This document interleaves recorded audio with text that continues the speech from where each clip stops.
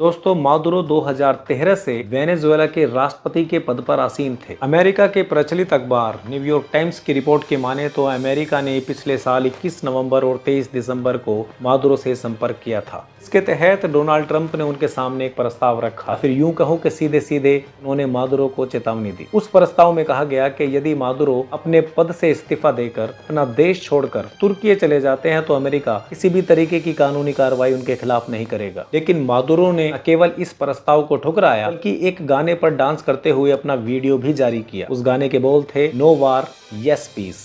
लेकिन इस dance video को डोनाल्ड ट्रंप ने सीधा सीधा अपना अपमान समझा। उसके बाद अमेरिका ने यह फैसला लिया कि अब अमेरिका किसी भी तरह का शांति प्रस्ताव मादुरो को नहीं भेजेगा, बल्कि अब मादुरो के घर में घुसकर उनके खिलाफ कार्यवाही की जाएगी, उनको गिरफ्तार किया जाएगा और अमेरिका की अदालत में उनके खिलाफ मुकदमा चलाया जाएगा। अमेरिका ने बिल्कुल ऐसा ही किया। उनकी सेना ने वेनेजुएला में घुसकर 1 घंटे चले ऑपरेशन में वेनेजुएला के राष्ट्रपति मादुरो और उनकी बीवी को सोते हुए उनके कमरे से उठाया और उन्हें गिरफ्तार कर अमेरिका की अदालत में पेश किया गया। अमेरिका ने मादुरो पर नार्को टेररिज्म जैसा गंभीर आरोप लगाया है। डोनाल्ड ट्रंप का कहना है कि मादुरो अमेरिका में ड्रग्स की तस्करी के लिए सीधे तौर पर जिम्मेदार है। लेकिन यहाँ एक सवाल बनता है, जो माफिया अमेरिका में रहकर अमेरिका के आम लोगों तक ड्रग्स को पहुंचा रहे हैं, क्या अमेरिका की सेना उनके खिलाफ कोई भी कार्यवाही करने में सक्षम नहीं है? साल 2023 में ड्रग्स की लत और ओवरडोज के कारण अमेरिका में 1 लाख से ज्यादा मौत हुई और इन 1 लाख में से 48,000 मौतों का कारण फेंटानिल ड्रग्स को माना जाता है। और इस फेंटानिल ड्रग्स की तस्करी अमेरिका में सीधा चीन से होती है। खुद डोनाल्ड ट्रंप भी कई बार चीन को फेंटानिल ड्रग्स की तस्करी के लिए जिम्मेदार ठहरा चुके हैं। दूसरा सवाल डोनाल्ड ट्रंप से ये बनता है, जो नार्को टेररिज्म का आरोप लगाकर आप वेनेजुएला के राष्ट्रपति को गिरफ्तार करके लाए हैं, यही आरोप लगाकर आप चीन के राष्ट्रपति को उठाकर अमेरिका कब ला रहे हैं? दोस्तों, यदि कोई देश अमेरिका के हिसाब से नहीं चलता तो वहां पर तख्ता पलट कर दिया जाता है। ऐसा अमेरिका द्वारा ये पहली बार नहीं किया जा रहा। जरा याद कीजिए लीबिया के शासक गद्दाफी को, जिनकी भीड़ ने पीट पीट कर हत्या कर दी थी। इराक के शासक सद्दाम हुसैन को, जिन पर अमेरिका ने आरोप लगाया था कि इनके पास वेपन्स ऑफ मास डिस्ट्रक्शन मौजूद है। हालांकि इस WMD के नाम पर भय का माहौल बनाया गया और उसके बाद उन्हें फांसी की सजा दे दी गई। अफगानिस्तान में अमेरिका की सेना 20 साल तक रही और अंत में 2021 में अमेरिका ने आतंकवादी संगठन तालिबान को अफगानिस्तान की सत्ता सौंप दी और अफगान के राष्ट्रपति अशरफ को देश छोड़कर जाना पड़ा। ऐसा ही तख्ता पलट हमने श्रीलंका में देखा, ऐसा ही तख्ता पलट हमने पाकिस्तान में देखा